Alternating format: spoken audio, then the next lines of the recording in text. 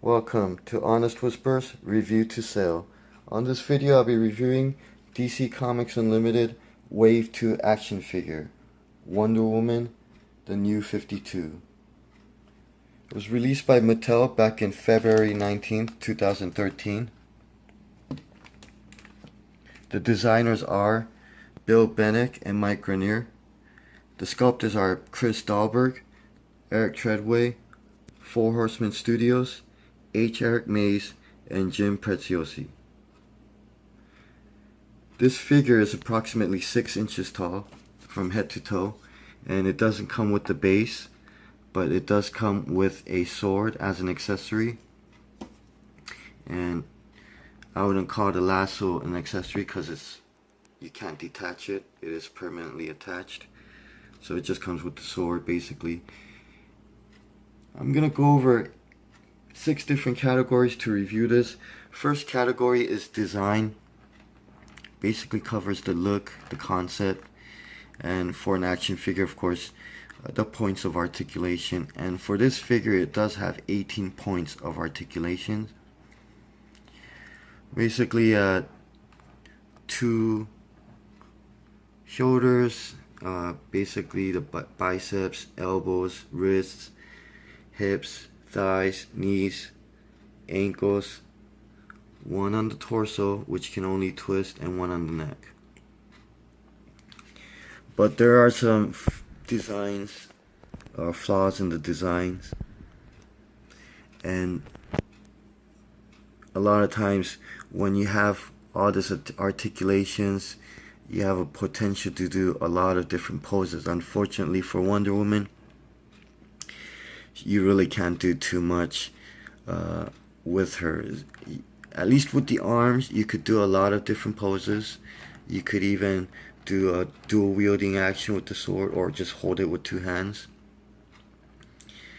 As you can see, even right here, she has 1 arm up, 1 arm down. Now with the legs though, especially right here, even the hips, they sculpted the legs with I guess to accommodate the articulation, but the articulation is almost useless. She can't bend her leg up that high. She can do splits, but due to those sculpting, it just looks awkward and weird. And of course, the more her legs spread, the more awkward she starts looking. As I mentioned, torso only twists, so her upper body looks very stiff. Leg can't go back any further than this because of the way the joint or the point of articulation is sculpted. So her panties or her butt basically gets in the way. Ankles aren't bad, but as you can see, these are part of the planning on the design. You could see the paint that's off right here on the line. That's basically because when you assemble paint separately and then or basically mold it separately, paint it separately, and then when you assemble it, it turns out that the piece, at least where the line's supposed to be, did not match or align. Now all figures are different. Apparently this one right here, the one that's in an unopened factory sealed box, the ankle lines are straight. So that's one variant that tends to be different. One thing that they designed on the back, or at least for the sword, they try to put this little hook thing so that you could put the sword away, but realistically that doesn't make sense. She had never, Wonder Woman doesn't have anything like that. And even if not trying to emulate reality or trying to be realistic, but rather just to be convenient to keep the sword away, well, it just gets in the way anyways, and it looks very awkward. For instance, with the sword in the back, from afar you can't really see it, but then when you start looking up close, it just looks awkward. and then when you see from behind, it looks almost ridiculous. And even if that's supposed to, I mean, realistically, if someone had that there, they're gonna be scraping the back of their legs, cutting it up, and even their arm, they might be, you know, cutting their hand or their forearm just by walking or sitting. So it's almost like it's useless. It looks stupid. It doesn't even really hold it right. Let me see if I can make it kind of lean downwards like a real sheath. So even after adjusting, it looks a little better this way. I guess kind of hanging, but yeah, that just looks silly and stupid. The location is horrible. I would put that strap there at least on the side of her hip. That would have been perfect. And then if she could just, even without like a sheath, that would have been fine. Now if they could have made an actual sheath, then I would have located on her thigh to be comic accurate. Like this Wonder Woman that Jim Lee drew and designed. So basically, yeah, some minor flaws like that, at least on the design. Well, for me, actually, this is major for me. That's just awkward. And when you even take it off, it just gets in the way. It's just, sometimes you could kind of, like, if you start, well, you can't really see it like that, but either way, it just looks awkward and just open for many weird jokes. So, design. One more flaw I want to point out is at least they either try to, you know, save money on production by doing a mirroring type of molding cast work. So right and left, basically, you know, they just kind of did a mirror technique off the same mold or sculpt. Because otherwise, I would have sculpted that armband. They sculpted the bracelets. They sculpted the collar, tiara, which, especially the collar and tiara, would be very similar or same size. The belt sculpted. So they did a lot of, even the breastplate. So a lot of things, like, just with the imprint, you lose a lot of consistency to it. So it almost looks like she has an armband tattoo instead. So due to those joints, you know, these seams, once you start twisting them, you know, they start looking awkward. Even the torso, once you start turning it, you see a lot of the edges start sticking out. So the joints, even the arm right here, the biceps, to me the bicep just seems a little too muscular. Looks better if her arm was folded like this, and that way it looks like she's kind of flexing. But when it's on a straight relaxed position, to me it just tends to lump out more. While you don't see that kind of muscle definition on the shoulder, chest, forearm, you see some definition, but that's more like bones and stuff. But otherwise you would see forearm muscle definition on the outer edge, realistically. So for me, that's just a little inconsistent on the design.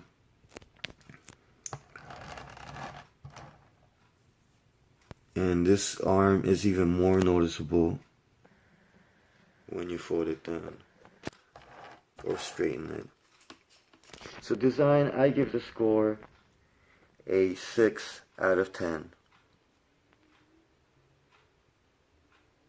Next category is sculpting. Sculpting pretty much covers details, the molding, or at least the quality of the molding. And as you can see, the hair has a lot of great details. It does get in the way, so the neck becomes a useless point of articulation, which I don't mind, but I think as good as it looks and has very natural looking curls, But the way it's kind of lifted off here on the left side, I mean, they could have done something similar on the right side rather than having it molded so that, or sculpted so that it looks like it's just laying on top of it. Because of that side, it loses any point of articulation. At least if you have some outer part lifted up like that, at least she can turn her head a little bit. As I said, it doesn't really bother me, but you know, if I got really clever and I work for a toy company, and no toy company ever did this, but I would put a point of articulation on the hair around the midpoint, and that way you could slightly fold the hair up and get it out of the way so that you could turn the head. And of course, sculpt it so that it looks as natural, you know, and seamless as possible. But anyway, as far as the sculpting goes, also the face, to me the face, just the way the shape of the cheekbones, the nose, and the chin, and of course even the lips, it almost looks like it's not pretty but not ugly. To me it looks like this Wonder Woman had a lot of plastic surgery and it's starting to show. It looks like she has a bad facelift. So her face looks very plasticky, literally.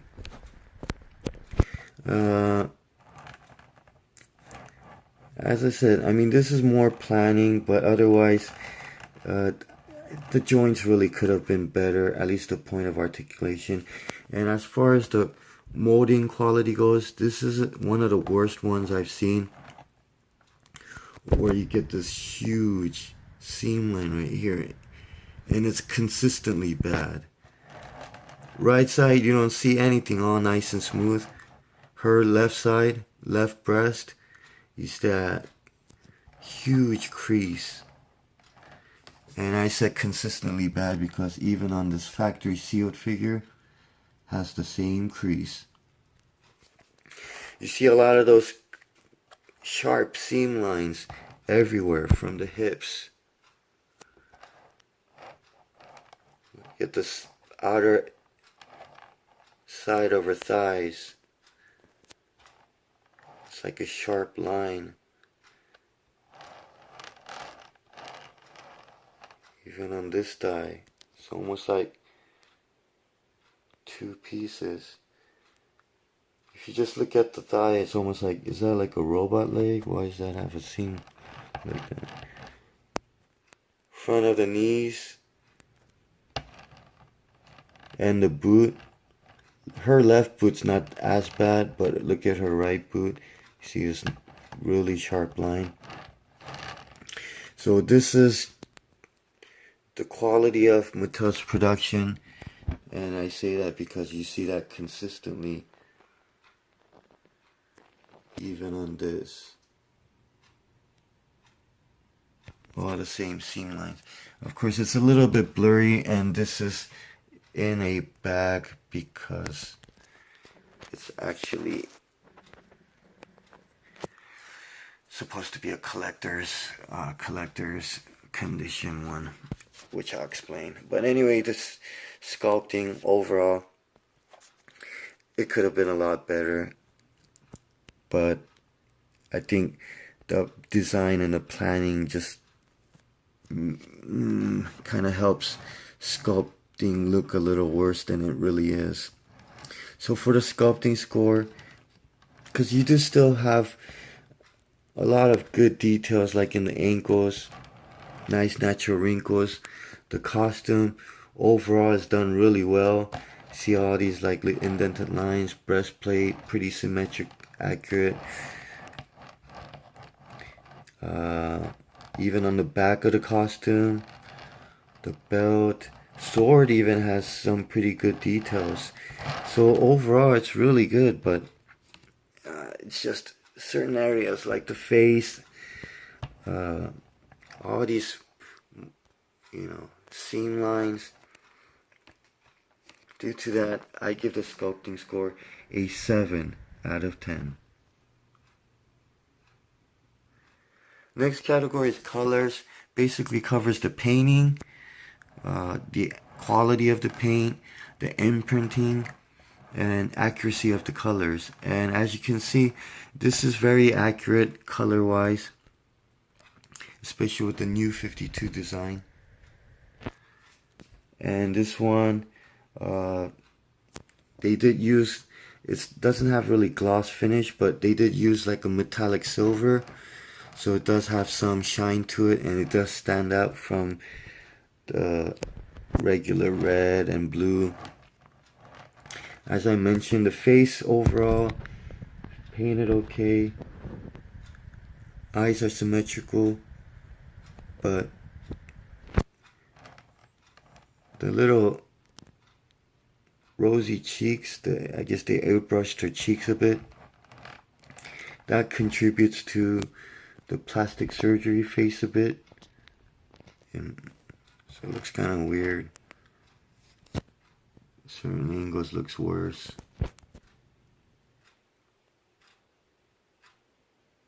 Like her cheeks are swollen. So anyway, overall, proportionately, everything looks good, except for this bicep here. Fingers done pretty well, holds the sword pretty sturdy. Legs proportioned pretty well too, as long as you don't change the, move or change the position. As long as you keep it on the default point of the articulation, you're fine. So colors, you still see some bleeding here and there. Right here on some silver bleeding onto the chest plate. This imprinting is perfectly done. Stars, they all look clean. They have been sculpted, so it's not like you can't get that wrong unless you bleed the borders. Fingernails painted. Boots, a little bit sloppy here and there. For instance, you get this big old glob of white paint bleeding into the borders, and that's also consistently as bad with the others. You can see those boots right there as well. Otherwise, collar, tiara, they're all consistently good though. So the painting score, or the color score, I give it a solid 8 out of 10 on the colors. Next category is packaging. Packaging, as you can see, this is still wrapped up. Reason why is I bought this from Big Bad Toy Store. This is their C9 collectors condition one. So what they do is they bag it and they, have an individual box for it. So this one, which I kept ever since in the box, so it still has, at least condition wise, this is what Big Bad Toy Store considers C9. I would honestly be more at C8, but it's a little bent here and there, has some dings on the top. I believe that is a little crease right there on the top, and also what I remember seeing was right here. Try to see the scratches don't move with the bag. That means the scratch right there is on the thing. I mean, these are minor, so I guess it can still qualify for a C9. And a little bit of just slightly bent corners.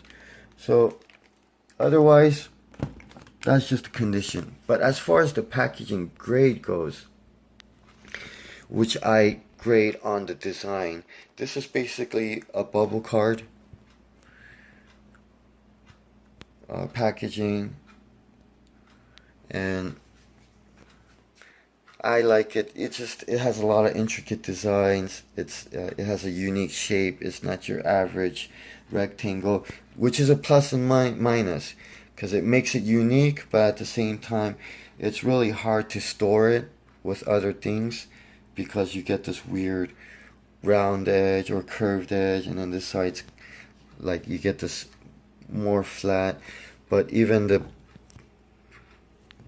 at least the bubble itself is just an unorthodox shape.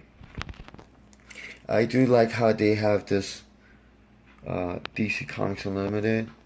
It's like cardboard. That's kind of, you see the flap right there, the tab. So it's kind of like folded into it, and then I guess glued on. So very nice design, and it is consistent with the other characters that's in the line. So you'll see, like, for Superman it'll be Superman, but then you'll see the same DC, same shape and everything, and of course Superman name. Now just to show you the back, it has a bio, which I always like, and it also has character stats like real name, occupation, stuff like that, powers, abilities, skills. Jim Lee's artwork, although it's not based, the figure's not based on Jim Lee's artwork or design. And you do see other characters that's in the line as well, or in the same wave. So packaging, I like the individuality, but at the same time I don't like how fragile it could be, and storing it is really odd. And of course from the side it's just pretty much the shape of the bubble, so you don't really see anything else. But still, it's unique. So I give the packaging grade a 7 out of 10. Next category is value. Value. This originally, when I bought this, when it first came out, was under 20. I honestly can't remember how much it was. From my recollection, I believe it was like $17.99. So right now, for a used one, opened one, lowest I've seen, and there's not many listed, but the lowest I've seen is $19.99. So even for a used one or a loose figure, you can still get your retail, your money back, as long as I'm sure the condition is good. Now for a new one, the lowest I've seen either on Amazon or eBay, actually on Amazon they didn't even have one listed. They had one for like different characters like the Flash, Superman, but no Wonder Woman. And also for eBay, only a couple of Wonder Womans listed for a new one still in package. And the lowest I've seen was like $34. That's with the shipping included, or free shipping. And on the average I've seen like 44, and then the highest one like 50, basically around $50. So the value, I mean, this only came out like 5 years ago, so for it to almost double its value, and you know, at least unopened, and at least have its value, you know, retail values worth as opened, is pretty good. And I can see this continue to go up in value as well. So due to that, I give the value score a high 8 out of 10.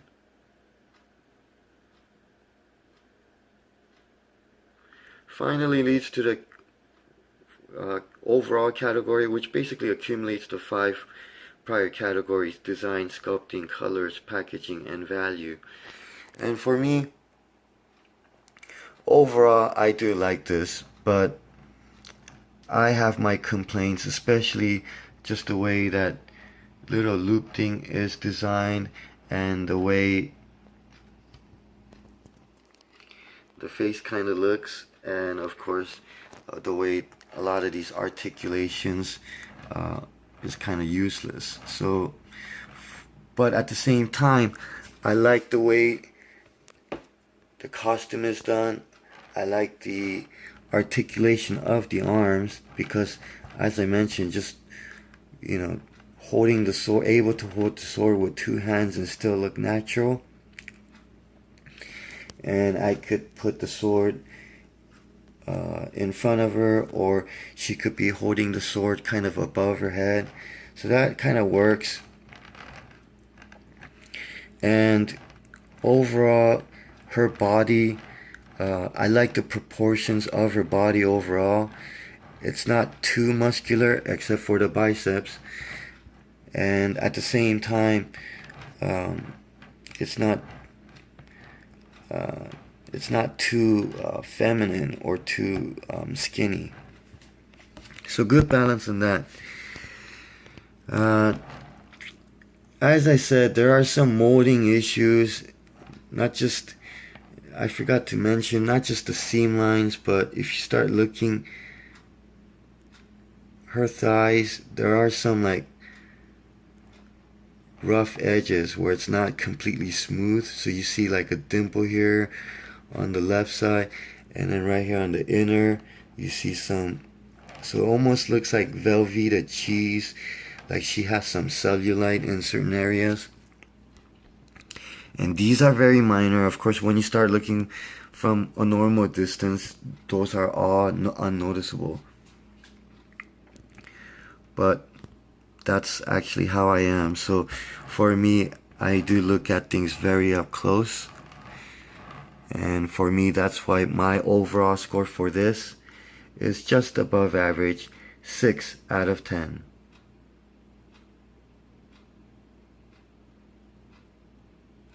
So to recap, design, 6 out of 10. Sculpting, 7 out of 10. Colors, 8 out of 10. Packaging, 7 out of 10. Value, 8 out of 10. And overall, 6 out of 10. Thank you for watching. Until next time. Try reading the New 52 Justice League.